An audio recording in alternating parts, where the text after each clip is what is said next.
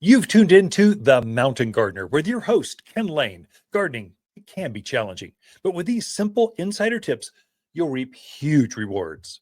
Now, let's tune into today's Mountain Gardener with Ken and Lisa. And we are back with Lisa Waters Lain in the studio.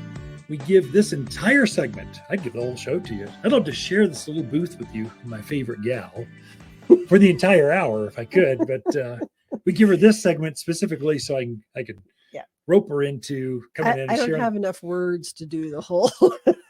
Can be a little bit of a challenge sometimes. I like talking. You.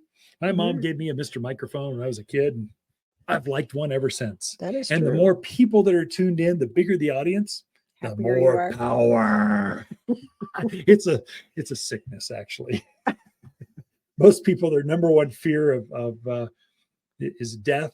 But what trumps that is even, I can't say Trump anymore. What's even more frightful is speaking in front of audiences or people. Mm-hmm. No, I like that. You are a great speaker, and you love words and you love to use words. I like to play with. Whether I study you're words. writing, whether you're speaking. You know, as a kid, I really liked encyclopedias. You know, we had that Britannica. Yeah. They bought us one of those, and I would just go through, sit down the hallway, which where it was, turn the light on, and just thumb through it and learn stuff. And then I really, really liked dictionaries. Oh, yeah. I love thesaurus if you really get into it. But what does a word mean? Where does it come from? How to use it? I still get an app that tells me a word a day, which is a freaky new word. And where it came from is from the Middle Ages, from 1642. It came from the French, Latin, or Greek, whatever. It's crazy. I like studying that. I do too. And how to use I've them. always liked dictionaries and encyclopedias, but I guess kids nowadays, they just do it on their phone. Yeah. They don't have it. Now they got apps. They go, I want to learn German. It goes, okay, here's a word in German today. Do this. There you go. It's actually easier today than ever before, but you don't get that feel of that heavy encyclopedia pictures. Plus, I think we just got, we had 3 channels, ABC, NBC, and CBS. And, you just didn't have all the other sources coming at you that kids today have. Yeah. So you could spend 30 minutes, an hour on the floor with a dictionary.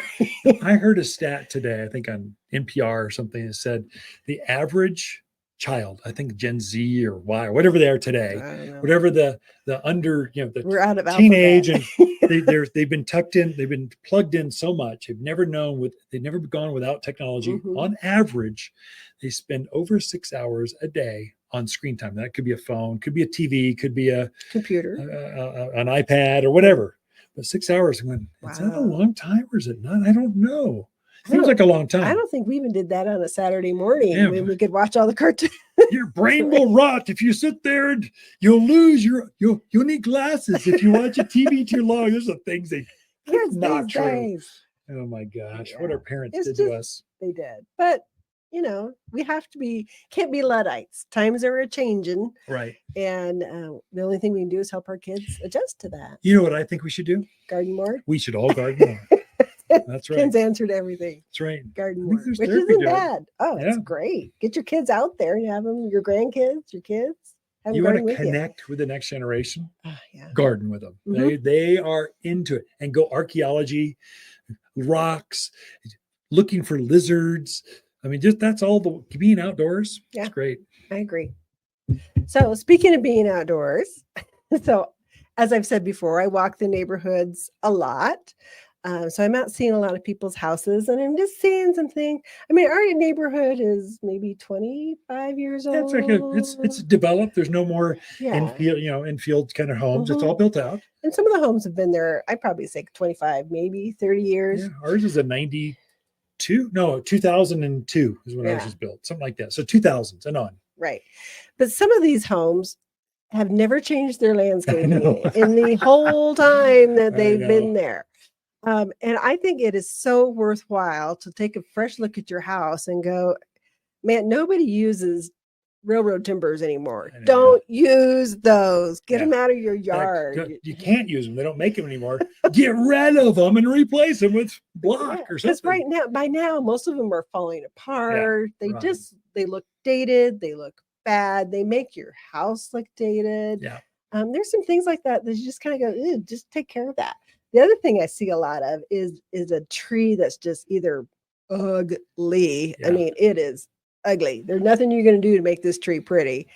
And it's just sitting there in the yard. It's either half dead or it's just kind of really struggled. It's just not a beautiful tree. A chainsaw for Christmas. That's Yes. going to be your friend. And I think some of it, it's that whole we don't see it because we see it every day. That's why I think sometimes just taking a fresh look at your house or standing out front and taking a picture and then looking at the picture of it can show you a lot. But I see a lot of really. Or just talk to Lisa. She's walking the dogs in front of your house. No, I'll be happy. We're not talking about our neighbors. No. Just our neighborhood. I'll be happy to tell you what to do here. But just get rid of those really ugly dead trees. They don't need to be there. They don't bring anything to the yard. They're just bleh. One thing gets me is old overgrown roses. They're way too big, gnarly, big old, and then way overgrown Russian sage. Yeah. This big purpley thing. It becomes a weed after a while. They need to be replaced every 7-10 years or so. You need to remodel more often. You know what else I see a lot of is like ground covered junipers. Yeah. That have half of it's died off, or it's just really, nobody's paid attention to it for 10 years. Watered or fertilized it, and you just look at it and go, ooh, do something with that. At a friend of mine at Rotary or someplace this week, a friend of mine, I forget where, this really close friend, said, "Oh, my junipers are too large. I want to cut them. I want to get them back to size. If they were in front of their house, they're now blocking the front entrance. They were maybe chest high. They want them down to hip high or a little lower. Can I do that?" And I went, "I don't think so, but because once you cut them back that much, they get real woody and twiggy, and you can see the inside, and they just look butchered. Yeah, and juniper, they don't recover at that point. No, really, you need to start over and put a new set, get another 20 years. I think they said they've been in for 20 years. Anyway, definitely time to start over sometimes. The other thing I see a lot of, especially right now, is just weeds still in the yard. I mean, now is a great time to take care of them, whether you yank them out, just get them under control. Also put in some weed and grass stopper. Get that down so that prevents the seeds from germinating. You don't get all that seed growing up. I get it. It's exhausting to get out there in your yard sometime, or you just don't have time. But if you can do things that are preventative, like the weed and grass stopper, that stuff is amazing. If you use it correctly and properly, I mean, we rarely pull weeds out of our yard. Because we're putting it down before the weeds come up. So you're putting down weed and grass stopper. I mean, I will pay almost any amount for product if it prevents me from having to work out there. I don't have to hire someone to do it for me. I can do it myself. And weed and grass stopper is one of those. It's granular. You spread it out there, and it will get rid of foxtail and dandelion. Those are the two big winter weeds. They are starting to come up, or they will be up the next snow or rain event. You're going to have those two weeds because they love the winter. And so they're nasty weeds that you can't just spray now. Now you have to physically pull them to get them out because it's winter. Sprays don't work. And so in the summer, that you put it down again right at the rains, it'll keep tumbleweed and horehound and goat head. It's a nasty one. Keep them from coming up. You just won't have weeds. Save yourself a ton of work, and it just makes your yard look so much nicer. Makes your neighbors happier. We all want that. I don't know about that. It does, because they're not looking at the weeds. If we're your neighbors, makes us happier. Yes, our neighbors are very good. We got great neighbors. The other thing I see a lot of, which really dates a yard, is the whiskey barrels. Remember when whiskey barrels, the wood barrels were huge? My goodness, there are some beautiful ceramic pots that you can put in. They take the winters, and they take 10 years off your home. And they're just so pretty and colorful out there. I highly recommend doing that. The other thing is ugly garden art. Okay, now we're getting subjective. Here we go. I mean, some people, they put a banner out 10 years ago, and it's still there. It's all faded.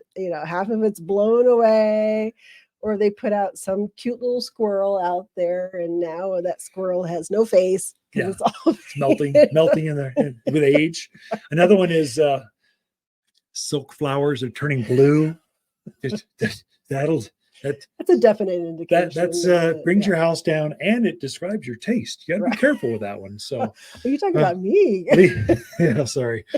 Okay, so It's okay Now to that we've remodel. offended everybody. Yeah, so it's okay to remodel.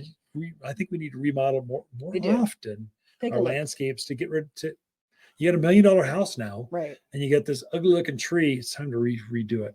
Yeah. Ken and Lisa Lain, the Mountain Gardeners. Waters Garden companion plants for November are Vanderwolf pine, flowering pear, English ivy, and camellias. Ice Angel camellias produce amazing 3-inch rosy blossoms with petals that radiate out from the center of. Camellias deserve front yard status or admired on a patio or deck.